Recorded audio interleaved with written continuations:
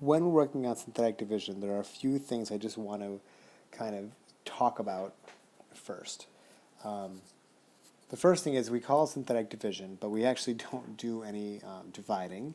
When we do the actual work, we'll be doing a lot of multiplying and a lot of adding, and you'll see that when I actually work through this example. But we call it synthetic division because what will happen is we'll do a bunch of work, we'll add and we'll multiply, and we'll get some kind of answer that we turn into a polynomial.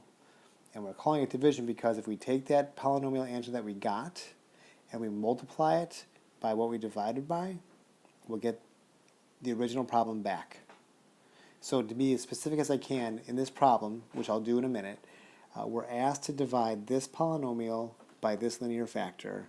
We'll do a bunch of adding and multiplying to figure out a bunch of numbers that turn it into a polynomial. If we take that answer polynomial and multiply it by this, we'll get this back again. So it serves the purpose of division. The setup of this, I'm a little disappointed that Alex doesn't make you set this up, because this is one of the more challenging parts of synthetic division, is setting it up correctly. But I'll say two things I want to point out. This 3 and 19 and 22 and negative 6 and 4, if you can't see where these are coming from, they're coming from up here. They're just the coefficients on the different x powers. A few things that have to be true. These x powers have to be written in descending order. So this is x to the fourth. That says x cubed, x to squared, 6x, and 4. So the powers of x go in descending order. This is straight off the worked example from the inside of Alex, and my 4 and my 3 and my 2 got cut off, but that's what those numbers are. And not only do they have to go in descending order, but every power of x that's lower than the highest power has to be present. Meaning you can't skip over any powers. Like, for example, if we had a different problem completely that was, maybe it was like 5x to the fourth, minus 3x cubed plus 8x minus 7. Then when I set up my synthetic division for that, I would put the 5 for the 5x to the fourth. I'd put a negative 3 for the x cubed.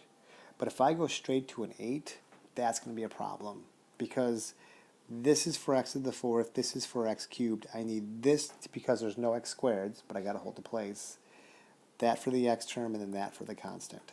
So every power of x has to be represented in the division, even if it's not in the problem.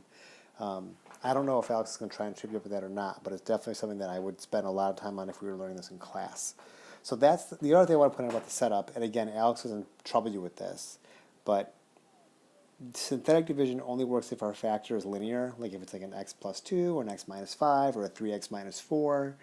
And this number on the outside is coming from this factor. But I want to point out that this is x plus 2 and this is negative 2.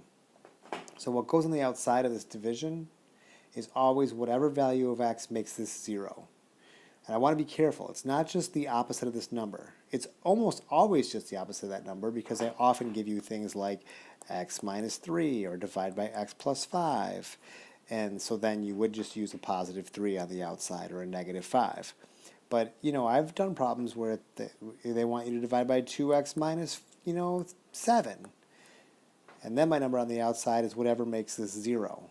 So then I got to do this whole kit and caboodle where I figure out what makes this equal 0, and I solve this thing for 0, and the number I put on the outside is 7 over 2, which gets awkward and weird. It doesn't happen that often, but this number should be whatever makes the divisor 0, which 99 times out of 100 is just the opposite of whatever number's sitting there. So that's the two things.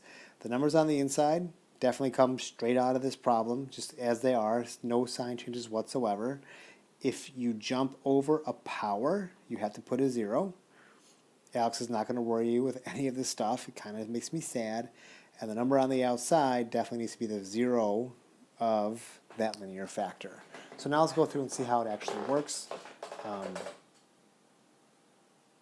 And you'll see it's ironic. We call it division, but we don't do any actual dividing. And it's super duper easy once you see what's going on. But until you see what's going on, you'll be like, what is going on? So be prepared for that.